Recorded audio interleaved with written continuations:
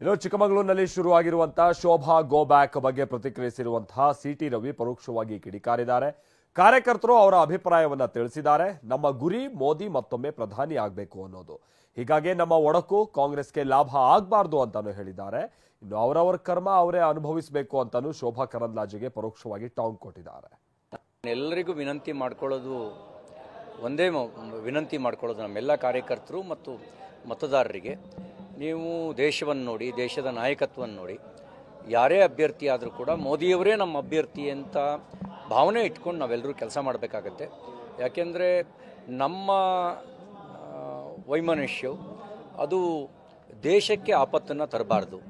ನಾವೆಲ್ಲರೂ ಒಂದೇ ಧ್ವನಿಯಿಂದ ಕೆಲಸ ಮಾಡಬೇಕು. ನನ್ನ ಹತ್ರ ವೈಯಕ್ತಿಕವಾಗಿ ಮಾತಾಡಿದವರಿಗೂ ಇದೇ ಮಾತು ಹೇಳಿದ್ದೀನಿ. ನಮ್ಮ ಗುರಿ ಮೋದಿ ಮತ್ತೊಮ್ಮೆ, ಒಂದೇ ಗುರಿ ಇಟ್ಕೊಂಡು ನಾವು ಅದಕ್ಕಾಗಿ ಕೆಲಸ ಮಾಡಬೇಕಾಗತ್ತೆ. ಆ ನಿಟ್ಟಿನಲ್ಲಿ ನಿಮ್ಮ ಭಾವನೆಯನ್ನು ತಿಳಿಸೋದಕ್ಕಿರುವ ಮಾರ್ಗಗಳು ಬೇರೆ ಬೇರೆ ಇದ್ದಾವೆ. ನಿಮ್ಮ ಭಾವನೆಗಳನ್ನು ತಿಳಿಸೋದಕ್ಕೆ ಈಗಾಗಲೇ ನಮೋ ಆ್ಯಪ್ನಲ್ಲೇ ಜನಮನ್ ಸರ್ವೆನಲ್ಲಿ ಓಪನ್ ಆಪ್ಷನ್ನ ಕೊಟ್ಟಿದ್ದಾರೆ. ಜನಮನ್ ಸರ್ವೆನಲ್ಲಿ ನಿಮ್ಮ ಭಾವನೆ ಏನಿದೆ ಅಂತ ಸಾಮಾನ್ಯ ಕಾರ್ಯಕರ್ತ ಮತ್ತು ಮತದಾರರು ಕೂಡ ತಮ್ಮ ಅಭಿಪ್ರಾಯವನ್ನು ಹೇಳೋದಕ್ಕೆ ಅವಕಾಶ ಕೊಟ್ಟಿದ್ದಾರೆ. ಇದಲ್ಲದೆ ಪಕ್ಷದ ಕಡೆಯಿಂದ ಪಕ್ಷದ ಪದಾಧಿಕಾರಿಗಳಿಗೆ ಅವರ ಭಾವನೆ ತಿಳಿಸೋದಕ್ಕೆ ಪಾರ್ಟಿಯೇ ವೇದಿಕೆಯನ್ನು ಕಲ್ಪಿಸಿತ್ತು. ರಾಜ್ಯ BJPಯ ಉಪಾಧ್ಯಕ್ಷರಾಗಿರ್ತಕ್ಕಂಥ ಮೈಸೂರಿನ ರಾಜೇಂದ್ರ ಅವರು, ರಾಜ್ಯ BJPಯ ಪ್ರಧಾನ ಕಾರ್ಯದರ್ಶಿಗಳಾದಂಥ P. ರಾಜೀವ್ ಅವರು ಬಂದು ಅಭಿಪ್ರಾಯ ಸಂಗ್ರಹಿಸಿಕೊಂಡು ಹೋಗಿದ್ದಾರೆ. ಆ ಮೂಲಕ ನಿಮ್ಮ ಅಭಿಪ್ರಾಯವನ್ನು ವ್ಯಕ್ತಪಡಿಸಿದಿರಿ. ಈಗ ಒಂದೇ ಗುರಿ ಇಟ್ಕೊಂಡು ನಾವೆಲ್ಲರೂ ಕೆಲಸ ಮಾಡಬೇಕಾಗಿದೆ. ಮೋದಿ ಮತ್ತೊಮ್ಮೆ, ಭಾರತೀಯ ಜನತಾ ಪಾರ್ಟಿ ಮತ್ತೆ ಗೆದ್ದು ಬರಬೇಕು. ಆ ಗುರಿಯನ್ನು ಇಟ್ಕೊಂಡು ಕೆಲಸ ಮಾಡಬೇಕು ಅಂತೇಳಿ ವಿನಂತಿ ಮಾಡ್ತೇವೆ. ಈಗ ನಾವು ರಾಷ್ಟ್ರಹಿತವನ್ನು ಗಮನದಲ್ಲಿಟ್ಕೊಂಡು ರಾಜಕಾರಣ ಮಾಡಬೇಕಾಗಿರ್ತಕ್ಕಂಥ ಕಾಲ. ರಾಷ್ಟ್ರಹಿತದ ಹಿನ್ನೆಲೆಯಲ್ಲೇ ನಾವು ಉಳಿದೆಲ್ಲ ವಿಷಯಗಳನ್ನು ಮರೆತು ಒಂದೇ ಧ್ವನಿಯಾಗಿ ನಾವು ಕೆಲಸ ಮಾಡಬೇಕು. ಅದು ಕಮಲವನ್ನು ಪ್ರತಿ ಬೂತ್ನಲ್ಲಿ ಅರಳಿಸಬೇಕು. ಮೋದಿಯವರು ಮತ್ತೊಮ್ಮೆ ಪ್ರಧಾನಮಂತ್ರಿ ಆಗೋದಕ್ಕೆ ಇಡೀ ದೇಶದಲ್ಲಿ 400 ಸೀಟು ಅಂತ ಏನು ಗುರಿ ಇಟ್ಕೊಂಡಿದ್ದೇವೋ ಆ 400 ಸೀಟ್ ಮುಟ್ಟಬೇಕು ಅಂದರೆ ಕರ್ನಾಟಕ 28ಕ್ಕೆ 28 ಸ್ಥಾನವನ್ನು ಗೆಲ್ಲಬೇಕು.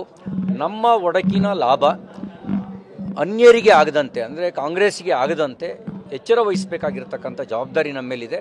ಭಾರತೀಯ ಜನತಾ ಪಾರ್ಟಿಯ ಕಾರ್ಯಕರ್ತರು ಒಗ್ಗಟ್ಟಾಗೋದು ಮಾತ್ರ ಅಲ್ಲ, ಜನತಾದಳದ ಕಾರ್ಯಕರ್ತರನ್ನು ವಿಶ್ವಾಸಕ್ಕೆ ತಗೊಂಡು ಎಲ್ಲಿ ಜನತಾದಳಕ್ಕೆ ಸೀಟ್ ಕೊಡ್ತಾರೆ ಅಲ್ಲಿ BJP ಕಾರ್ಯಕರ್ತರು ಅವ್ರ ಪರವಾಗಿ ಕೆಲಸ ಮಾಡಬೇಕು. ಎಲ್ಲಿ BJPಗೆ ಸೀಟ್ ಕೊಡ್ತಾರೆ ಅಲ್ಲಿ ಜನತಾದಳದ ಕಾರ್ಯಕರ್ತರು BJP ಪರವಾಗಿ ಕೆಲಸ ಮಾಡುವಂತೆ ಅವರೆಲ್ಲರನ್ನೂ ಮನವೊಲಿಸಿ ಒಟ್ಟಿಗೆ ತಗೊಂಡು ಹೋಗಬೇಕಾಗಿರೋ ಜವಾಬ್ದಾರಿ ಇದೆ. ಹಾಗಾಗಿ ಎಲ್ಲರಲ್ಲೂ ನಾನು ತಮ್ಮ ಮೂಲಕ ವಿನಂತಿ ಮಾಡ್ತೇನೆ, ನೀವು ಪಾರ್ಟಿ ಯಾರಿಗೇ ಟಿಕೆಟ್ ಕೊಡಲಿ BJP ಅನ್ನೋದನ್ನು ಮರೆಯದೆ ಕೆಲಸ ಮಾಡಬೇಕು ಅನ್ನೋದು ನನ್ನ ವಿನಂತಿ ಇದೆ. ಚಿಕ್ಕಮಗಳೂರಿನ 4 MLAಗಳು, ಹಾಲಿ MLAಗಳನ್ನ ಸೋಲಿಸಲಿಕ್ಕೆ ಶೋಭಾ ಕರಂದ್ಲಾಜೆ ಅವರು ಕಾರಣ. ಕಾಂಗ್ರೆಸ್ ಜೊತೆ ಒಪ್ಪಂದ ಮಾಡ್ಕೊಂಡು CT ರವಿ ಅವರನ್ನ ಸೋಲಿಸಿದ್ರು ಅಂತ ಕಾರ್ಯಕರ್ತರು ದೊಡ್ಡ ಮಟ್ಟದ ಆಕ್ರೋಶವನ್ನು ವ್ಯಕ್ತಪಡಿಸ್ತಾ ಇದ್ರು. ಸರ್, ಇದ್ರ ಬಗ್ಗೆ ನಾನು ಇದು ಯಾವುದನ್ನು ಸಾರ್ವಜನಿಕ ಚರ್ಚೆ ವಿಷಯವನ್ನಾಗಿ ಮಾಡೋಕ್ಕೆ ಬಯಸೋದಿಲ್ಲ. ನನ್ನ ಗ್ರಾಚಾರ ಸರಿ ಇರಲಿಲ್ಲ, ನನ್ನದೇ ಏನೋ ತಪ್ಪಿರಬೇಕು ಅಂತ ನಾನು ಈಗಾಗಲೇ ಹೇಳಿದ್ದೇನೆ. ಯಾಕೆಂದರೆ ನನಗೊಂದು ಅತಿ ವಿಶ್ವಾಸ ಇತ್ತು. ಅದೇನು ಅಂತಂದರೆ ಇಷ್ಟೊಂದು ಕೆಲಸ ಮಾಡಿದ್ದೀವಿ, ಅದು ಮೆಡಿಕಲ್ ಕಾಲೇಜು, ಹೈವೇ, ಕುಡಿಯೋ ನೀರು, ಕೆರೆ ನೀರು ತುಂಬಿಸ್ತಕ್ಕಂಥ ಯೋಜನೆ, ವಿವಿಧ ಸಮುದಾಯಗಳಿಗೆ ಸಮುದಾಯ ಭವನಗಳು, ನಿವೇಶನ ರೈತರಿಗೆ ನಿವೇಶನ, ಸ್ಲಮ್ ಬೋರ್ಡಿಂದ ಮನೆಗಳು, ಇವೆಲ್ಲ ಮಾಡಿದ್ರಿಂದ ಜನ ನಮ್ಮನ್ನು ಕೈ ಬಿಡೋದಿಲ್ಲ ಅಂತಕ್ಕಂಥ ಒಂದು ಅತಿ ವಿಶ್ವಾಸ ಇತ್ತು. ಅತಿ ವಿಶ್ವಾಸವೂ ಕೆಲವೊಮ್ಮೆ ಈ ರೀತಿ ಸೋಲಿಗೆ ಕಾರಣ ಆಗುತ್ತೆ.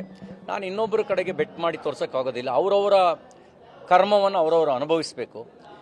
ನಾನು ಇನ್ನೊಬ್ಬರ ಕಡೆಗೆ ಬೆಟ್ ಮಾಡಿ ತೋರ್ಸಕ್ಕೆ ಹೋಗೋದಿಲ್ಲ.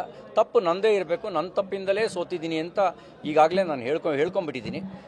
ಯಾರಾದರೂ ಆ ಥರ ಪಕ್ಷದ್ರೋಹದ ಕೆಲಸ ಮಾಡಿದರೆ ಅವರವ್ರ ಕರ್ಮ ಅವ್ರನ್ನ ಬೆನ್ನು ಹಿಡದೆ ಕಾಡುತ್ತೆ. ನಾನು ಅದ್ರ ಬಗ್ಗೆ ಈ ಕಾಮೆಂಟ್ಸ್ ಮಾಡೋಕ್ಕೆ ಬಯಸೋದಿಲ್ಲ.